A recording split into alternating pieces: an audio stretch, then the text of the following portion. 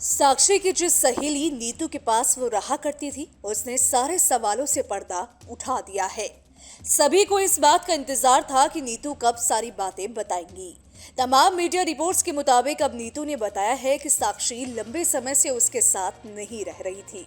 उसकी मुलाकात केवल 6-7 महीने पहले हुई थी। उसको साक्षी के बारे में ज्यादा कुछ मालूम नहीं था। उसने थोड़े दिन पहले ही साहिल के बारे में बताया था। साहिल से वो परेशान रहा करती थी। उसकी हर वक्त साहिल से लड़ाई हुआ करती थी। साक्षी साहिल को करीब 3-4 साल से जानती थी।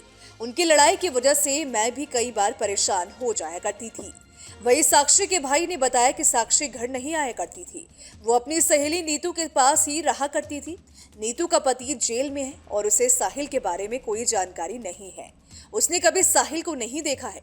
साक्षी की मौत के बाद से ही आसपास के लोगों से साहिल और साक्षी के बारे में पूछताछ की जा रही है। आसपास के लोगों का कहना है कि उनके इलाके में पुलिस की व्यवस्था ज्यादा अच्छी नहीं है। यहाँ पुलिस को बुलाने पर भी पुलिस कभी टाइम पर नहीं आती।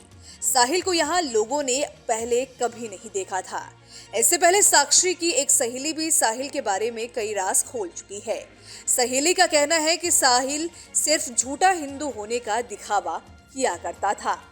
दिल्ली का दिल दहला देने वाला साक्षी हत्याकांड इस समय सुर्खियों में बना हुआ है।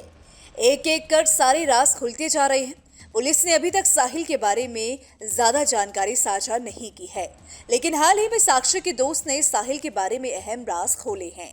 साक्षी के एक दोस्त ने साहिल के झूठे हिंदू होने का दावा किया है। दोस्त का कहना है कि साहिल अपनी पहचान छिपाता था। हाथ में कलावा, गले में रुद्राक्ष की माला पहनकर झूठा दिखावा करता था। साक्षी को किसी से कोई ज्यादा मतलब नहीं था।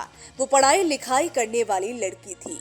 साहिल साक्षी के मना करने के बाद भी उसके पीछे पड़ा था। जब साहिल को लगा कि वो उसके चंगुल में नहीं फंसेगी तो उसने मर्डर का प्लान बना लिया। उसने बताया कि परिवार में कोई मनमुटाव की वजह से वो अपने दोस्त नीतू के घर रहती थी। साक्षी के इस दोस्त का दावा है कि ये मामला एक तरफा प्यार और पागलपन का है। वो सिर्फ हिंदू होने का शो ऑफ करता था। उसने कभी अपना पूरा नाम नहीं बताया।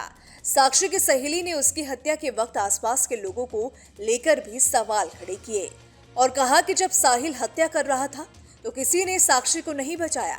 जब एक लड़के ने उसे रोकने की कोशिश की तो उस पर भी चाकू से हमला किया। साक्षी ने साहिल के बारे में पहले कभी जिक्र नहीं किया था। वो हमेशा खुश रहने वाली लड़की थी। उसकी सहेली का कहना है कि हत्यारे साहिल को कड़ी सजा होनी चाहिए। उसे फांसी मिलनी चाहिए। अगर उसके खिलाफ कोई ठोस कार्रवाई नहीं हुई तो और लोगों को भी छूट मिलेगी। आज साक्षी के साथ ये सब कुछ हुआ, कल किसी और लड़की के साथ होगा। पुलिस को कुछ ऐसा करना चाहिए ताकि हम सेफ फील कर सकें। आपको बता दें कि साहिल ने रविवार की रात साक्षी को बेरहमी से 40-50 बार चाकुओं से गोदा। इतने में भी उसका मन नहीं भरा तो उसको पत्थरों से कुचल दिया। एक बार जाने के बाद दोबारा वापस आकर फिर से उसे पत्थरों से कुचला। कोई इतना बेरहम कैसे हो सकता है?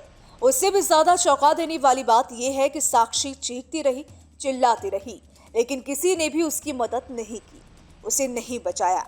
साहिल को किसी ने नहीं रोका। साहिल की उम्र भी कोई ज्यादा नहीं है, वो भी केवल 20 साल का है। साहिल के परिवार ने उसका साथ छोड़ दिया है। उसको कड़ी से कड़ी सजा देने की बात कह रहा है। दिल्ली पुलिस लगातार मामले की जांच में जुटी हुई है। साहिल को यूपी के बुलंदशहर से गिरफ्तार कर लिया गया है। इसके बाद साहिल के पिता का बयान सामने आया। उसके पिता का कहना है कि वो नाबालिग नहीं है, उसको सजा मिलनी चाहिए। हमने कभी नहीं सोचा कि वो इतना ज्यादा क्रूर हो जाएगा। वो परिवार से कोई मतलब नहीं रखता था। खबरों की माने तो साहिल पिछले 2 दिनों से चाकू लेकर चल रहा था। साक्षी से उसने किसी की बर्थडे पार्टी में चलने को कहा था और साक्षी बार बार मना कर रही थी। जब साक्षी ने साहिल की बात नहीं मानी तो उसने उसे मौत के घाट उतार दिया।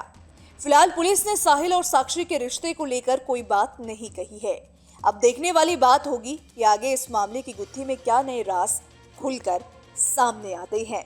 साहिल के झूठे हिंदू होने पर भी राजनीति ने तूल पकड़ ली है। बीजेपी के कई दिग्गज नेताओं ने उसके हाथ में कलावा और गले में रुद्राक्ष को देखकर भी सवाल उठाए हैं। घटना के बाद से ही मामला सोशल मीडिया पर तेजी से वायरल हो रहा है। अब इसको लेकर आप क्या सोचते हैं, आपकी क्या राय है, हमें कमेंट सेक्शन में जरूर बताएं और वीडियो पसंद आए तो वीडियो को लाइक शेयर करना ना भूलें।